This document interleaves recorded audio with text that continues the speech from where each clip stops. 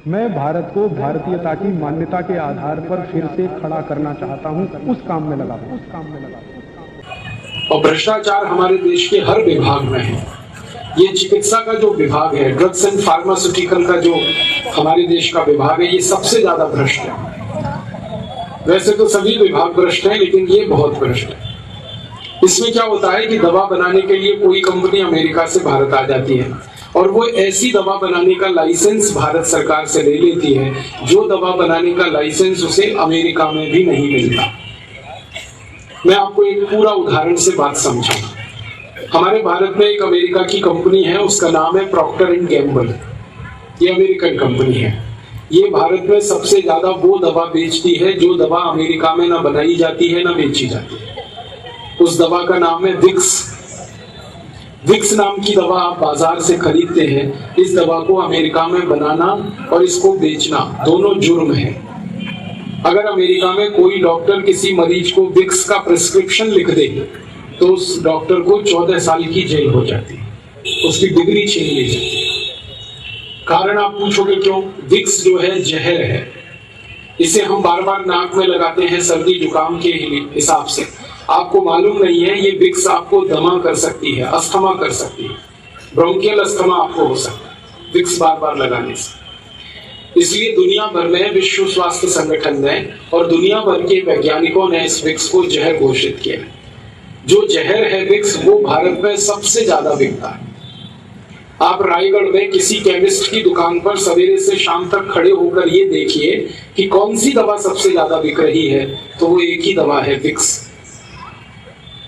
जो दवा अमेरिका में नहीं बिक सकती वो भारत में हाईएस्ट सेलिंग मेडिसिन है, सबसे ज्यादा बिकने वाली दवा। कारण क्या है? हमारे देश की सरकार ने प्रॉक्टर एंड गैम्बल कंपनी को लाइसेंस दे रखा है विक्स बनाने का और वो धड़ल्ले से बना रही है। टेलीविजन पे रोज उसका विज्ञापन आता है, जबकि कानून के हिसाब से किसी दवा का विज्ञापन टेलीविजन में नहीं दिया जा सकता। ये कानून है। हमारे भारत में भी ये कानून है, अमेरिका में तो है ही ये कानून। सैकड़ों बार आता है और सरकार कुछ करती नहीं, क्योंकि वो सरकार ही है जो उसको लाइसेंस देके बैठी है। और ये कैसे होता है? ये पैसे की ताकत से होता है, रिश्वत से होता है, घूसखोरी से होता है। टेलीविजन में आपको बताया जाता है कि खांसी हो गई है तो विक्स की गोली लो, गले की खिचखिच दूर करो। ये अपराध है बोलना टेलीविजन पे, क्राइम है। कानून के हिसाब से ये क्राइम है, क्रिमिनल एक्टिविटी।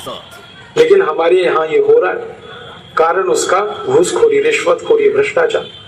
और वो दवा हम खरीद रहे हैं। और ये दवा भी हम जब खरीदते हैं ना, विक्स तो कितनी महंगी मिलती है। 25 ग्राम विक्स 40 रुपए की है, 50 ग्राम 80 रुपए की है, 100 ग्राम 160 की है, 1 किलो 1600 रुपए की है।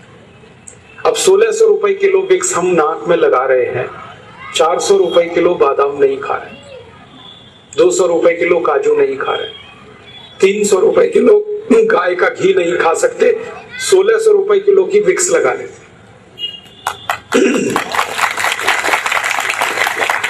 आपको मालूम है ये विक्स बनती किससे है? ये बनती है पेट्रोलियम जेली से।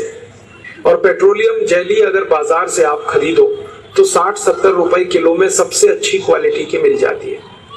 घटिया क्वालिटी की पेट्रोलियम जेली खरीदो 15, 20, 25 रुपए किलो में मिल जाती है। तो जो दवा 50-60 रुपए किलो में बाजार में मिल रही है पेट्रोलियम जेली, उसको एक अमेरिकन कंपनी 1600 रुपए किलो में बेच रही है। ऐसी लूट मचा रखी है इस देश में।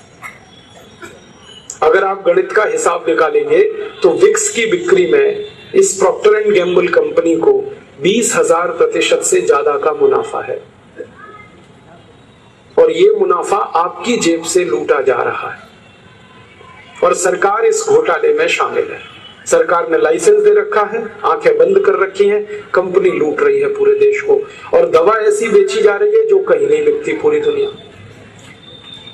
हम सब लोग विदेश प्रवास पे जाते रहते हैं और कई बार वहां के डॉक्टर्स और चिकित्सा विशेषज्ञों से बातें करते हैं, तो वो हैरानी से हमसे ये पूछते हैं कि भारत में ये कैसे संभव होता है कि पॉइजन मेडिसिन को बेचा जाता है, एक जहर दवा को बेचा जा सकता है भारत।